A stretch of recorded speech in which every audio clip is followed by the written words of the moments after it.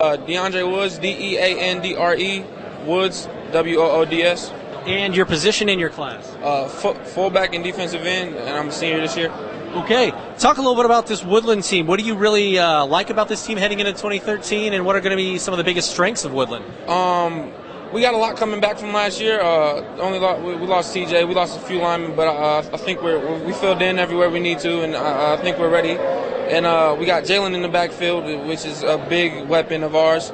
And our quarterback, we got another wide receiver out there that he can throw to. I think we just got a full package.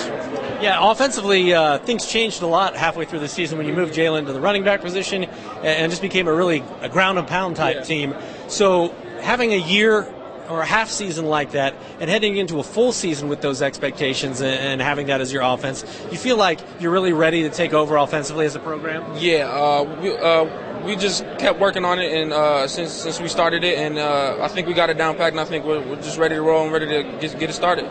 Take a look at the end of last season. You guys played some really tough teams, including Lures in the playoffs in the rain. You played them within 2 touchdowns, which not many people did. Does that give you guys some confidence going forward, knowing that you can play with the state championship level ball club? We're hungry, and we weren't going to just go in and lay down, and we know we were going to put up a fight, and we got a little bit of confidence. We're definitely not satisfied with 3 wins, and we definitely want to get a couple more this year. I like him a lot. Okay, Coach. Third season, if my memory serves correct, for coaching at Woodlan High School for you. What are some of the big things that you're looking at and some of the strengths of this team heading forward into 2013? Well, first of all, right off the bat, I have to talk about last year, our last 6 games. We were 3-3, and our 3 losses were to state champion Lures by only 15.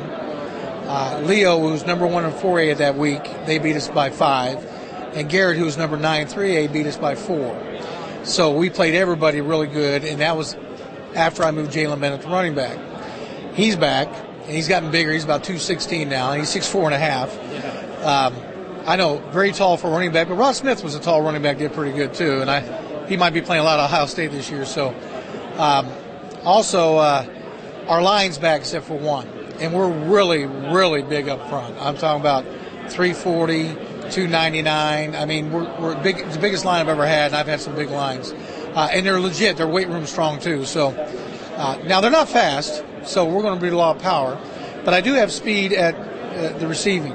It's really strange. We're big and fast, but it's big or fast. Okay. Jalen's the big guy that can run.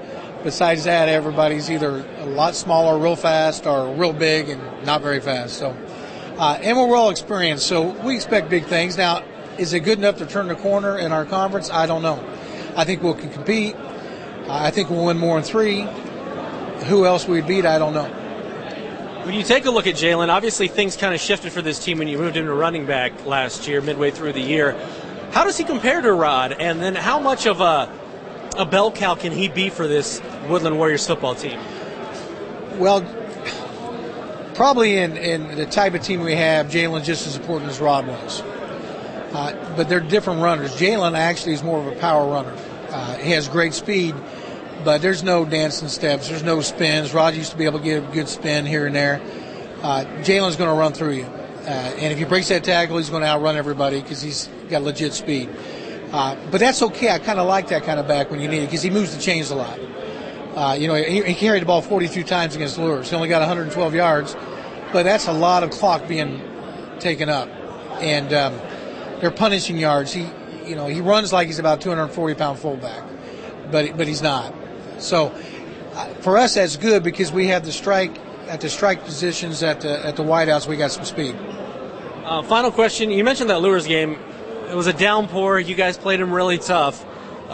Considering the way that you guys ended the season, do you feel like there's some momentum heading into 2013? This team knows that they can play with state championship level ball clubs. Now, we played with them, but there's no way we were going to beat them. So we were happy that we played with them and we gave them a game and it made them work.